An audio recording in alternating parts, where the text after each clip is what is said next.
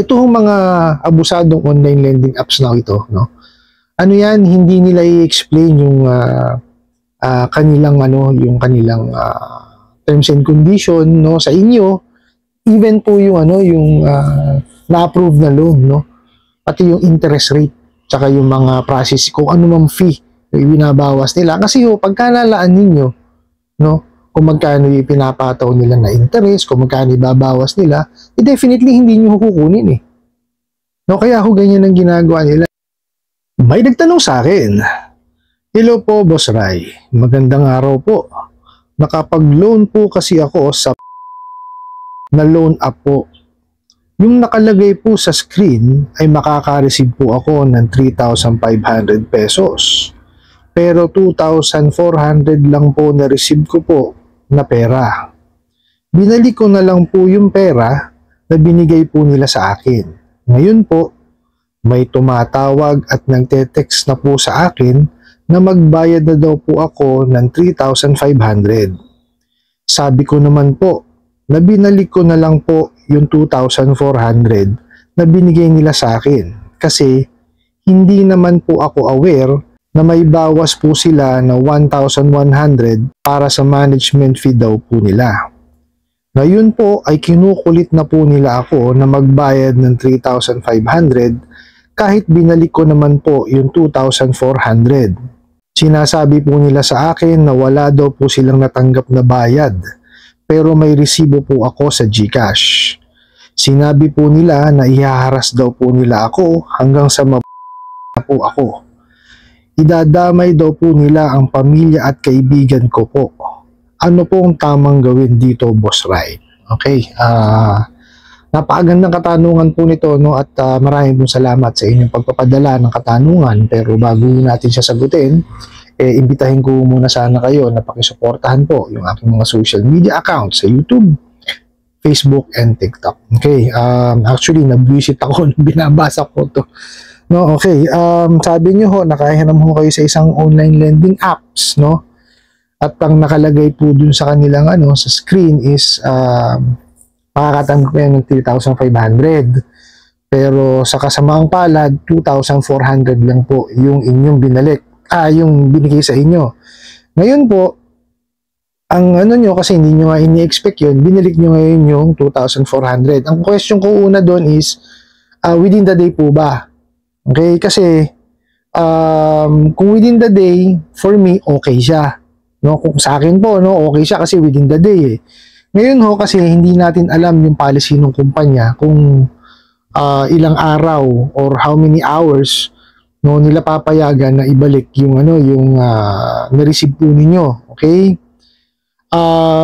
Pero for me, kung within the day nyo binalik, wala naman yung problema ron. Okay? Tapos, ang nyo nga kasi hindi naman ninyo alam na meron po na ibabawas na 1,100. Nakita nyo, napakalaki, 1,100. Ano to? More or less, mga nasa 31%, parang ganun po. Okay? Para sa management fee, no? Kung ano-ano fee, no? So, yun ho, mabigat, hindi kasi nai-explain, no? Kaya yan ho ang lagi kong sinasabi, no, na ito yung mga abusadong online lending apps na ito, no? Ano yan, hindi nila i-explain yung kanilang terms and condition, no, sa inyo. Even po yung na-approve na loan, no, pati yung interest rate, tsaka yung mga process, kung ano mang fee binabawas nila. Kasi pagka nalaan ninyo, no, kung magkano yung pinapataw nila na interest, kung magkano ibabawas nila, definitely hindi nyo kukunin eh. No, kaya ganyan ang ginagawa nila, no. Ang isang pinakamagandang gawin nyo dyan is basahin nyo yung terms and condition. Kung meron po silang ipinakita. No? Kasi supposed to be yan, meron niyang click to accept. So kasi minsan hindi natin maiwasan. Excited tayo masyado makapanghiram ng pera. Naniniglect natin basahin yung mga terms and condition. No, kailangan basahin natin 'yun. No, kasi hindi natin alam yung pinapasok natin. Unang-una hindi nagdi-discuss ng yan, nung obligasyon na pinapasok ninyo. Hindi nila sinusunod yung The Truth in Lending Act. So number 1 na yun na hindi nila ginagawa. So tayo ho, as manghihiram, no, dapat ho, binabasa natin yung terms and condition. Okay? Ako ho, ugali ko yan, nagbabasa ho ako ng terms and condition pagka ho ako'y manghihiram. No, kasi ho, kahit na sabihin ho natin na ako'y maniningil or matagal na ho ako sa industriya ng lending financing, kailangan ko hong basahin eh. No, para malaan ko ho kung ano ho yung patakaran nila. No, ano ho yung terms and condition nila. No, ano ho ba, magkano ho ba yung mapapahiram sa akin? Magkano ho ba yung ibabawas na processing fee o kung ano-anong fee? Di po ba, magkano ho ba yung interest o gano'y interest? Gano ho ba yung ikakarga nilang penalty pagka ho ako'y lumampas sa sa due date, no? Importante pong basahin po ninyo yun. Okay po? Sa mga online lending apps po, no, bago nyo naman ho kasi download yan, may mga yan eh, tawag dito yung mga rating nung mga dati nang nangutang, no, at meron naman din silang ron, terms and condition dun sa, so basahin nyo po, no.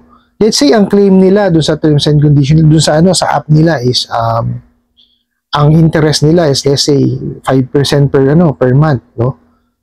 Ngayon, i-check nyo maigi kung tama ba na 5% per month doon sa mga nagko-comment or nagbibigay ng rating sa kanila. No, kasi dapat doon pa lang po, no, kumbaga nakikita nyo na kung ano yung magiging kahihinatnan ng inyong loan sa kanila. Okay? Ano ho yan? Lagi ho yan, no, bago nyo i-download yung apps, no, meron ho mga yan eh, may mga rating yung mga dyan eh. Yung mga iba ho nilang mga naging kliyente, no? Sige, nandun na ho tayo sa mga una niyan, magaganda, no? So, basahin niyo ho lahat, no? Basahin niyo ho lahat. Pag nakakita kayo na 1, 2, 3, hanggang 5 o 10 na hindi magandang review, wag niyo na ho ituloy. Kasi definitely ho yan, mapapahamak lang kayo dyan. Kagaya ho niya, hindi ho ba? Hindi naging tapat dun sa kanilang pangako. O, nakalagay dun kanyo sa screen, 3,500. Pero ang dinisburse po sa inyo is 2,400. No, mas mababa po ng 1,100 dun sa nakalagay sa screen, which is 31%. No? Nung total loan po ninyo. Biruin nyo ho, 31% na kagad ang ibinawas. Diba? Dun sa inyong loan. Samantala ang nakalagay po, no, sa ceiling on interest rate na pag ang loan po is 10,000 pababa at hindi ho lalagpas ang termino ng 4 months, no, ang maximum lang ho na na interest is 15%. Dito ho sa kanila hindi pa ho nagsisimula. 31% na ho, 31% na ho ang binawas sa inyo. O di ho ba? O tapos nung sinabi nyo nga, sinoli ninyo, naniningil na. O wala pa ho tayo dun sa highlight nung yung gagawin nilang mga kagaguhan O dun pa lang ho tayo sa dinisburse sa inyo. Tsaka yung ibinawas. O di ho ba, kawalang yaan yung mga yan. Kaya, ugaliin nyo hong magbasa ng mga reviews. No, yung mga rating na ibinibigay sa kanila ng mga previous clients nila. And ugaliin yung basahin ng terms and condition. Okay. Pumunta ho tayo dito sa pinaka-highlights itong katarantaduhan itong mga online lending apps na to, no? Okay. Dito ako nang gigil eh. No? Ang sinabi ho sa inyo is ihaharas daw kayo, no? Hanggang sa magbuwis na kayo ng buhay. At idadamay pa, no, yung inyong pamilya at kaibigan. O hindi ba kalokohan to? Death threat yan. Ang gawin nyo ho, pumunta ho kayo sa pinakamalapit na police station. I-blatter nyo po. Total, alam nyo naman po kung anong online lending apps to. Okay? Pagkatapos po, pumunta rin ho kayo sa barangay. Ipa-blatter nyo din po. No, na ganun. Pakita nyo ho lahat yung inyong ebidensya. Okay? Pagkatapos ho noon, ito, flash ko sa sa screen. Yan po yung mga ahensya ng gobyerno po natin na po pwede nyo i-email yung inyong complaint. Okay? Mas mainam ho kung magpapanotaryo na kayo. Okay? Ng ng inyong complaint. Para ho, kasabay na ho sa email, pati ho yung mga proof na ano, na yung mga screenshot ninyo na kayo ay hinaharas. At pati yung nakalagay po doon na yun nga, yung sinabi na ihaharas kayo hanggang sa kayo magbuwis na ng buhay. O di ba salbahe? O pati yung kaibigan tsaka mga kamag-anak nyo, idadamay pa nila. Hindi ho tama yun. No? Diyan ho sa pinlash ko sa screen, nandyan po ang SEC, National Privacy Commission, ang PNP Anti-Cybercrime Group, NBI Cybercrime Division, andyan din po ang Department of Justice. Ano po? Email nyo po lahat yan. Ano po? Tapos, kagaya yung sinabi ko kanina, ipablatter nyo po. Actually, pinakamaganda talaga niyan is magtanong ho kayo sa abogado. Kung ano ho yung pinakamagandang gawin diyan sa abusadong online lending apps na yan. Kasi hindi ho tama yun. Yung may death threat, hindi tama yun. Kahit sino hong tao, hindi nyo po pwedeng i-threat ang buhay. No? Regardless kung ano ho nagawa niyan. Oh, kahit mapabiro yan hindi tama yun Di ba? Mali-mali ho yan, no? Ngayon doon sa kasi nga sinabi nyo na bayaran nyo na. Hindi ko kasi alam ang policy nila. Okay, kung kailangan within 24 hours, within 12 hours, maisole. Pero kung within the day na ibalik ninyo, wala akong problema yun. Para sa akin sa tingin ko, wala akong problema ron. Bayad ho kayo. No? Yun sinasabi nyong proof sa GCash ninyo, no? I-screenshot nyo po, email nyo sila. Send nyo, ayan ka mo yung proof na isinoli ko yung pera ninyo. Kasi niloko nyo kanyo ko No? Ang nakalagay sa screen, na matatanggap is 3,500. Bakit 2,400 na lang ang nakuha ko, kamo? Di ba? Di ba kawalang yaan kamo yung ginagawa ninyo? Ayan, kamo yung proof na bayad na ako. Isama nyo ho yun doon sa complaint na ilagay na gagawin nyo ho doon sa ipinlash ko sa screen. No? Pakita nyo, bayad na kayo. No? Isinoli nyo ho agad. No? Hindi ho tama. Kasi hindi kaya ko sinasabi na for me, within the day is okay na na isoli nyo kagad yung pera na na-disburse sa inyo. Kasi hindi naman tumatakbo pa yung araw Kasi nga daily sila, di ba? Sentido común. Di ba? Hindi pa tumatakbo yung araw. Bakit mo sisingilin ng buo? Di ba? Kayo mga online lending apps, nabusado, bugok ba kayo? Hindi pa tumatakbo yung araw. Within the day, naisole. Within the day, naisole, Di ba? Per day kayo ba't sisingilin nyo ng buo?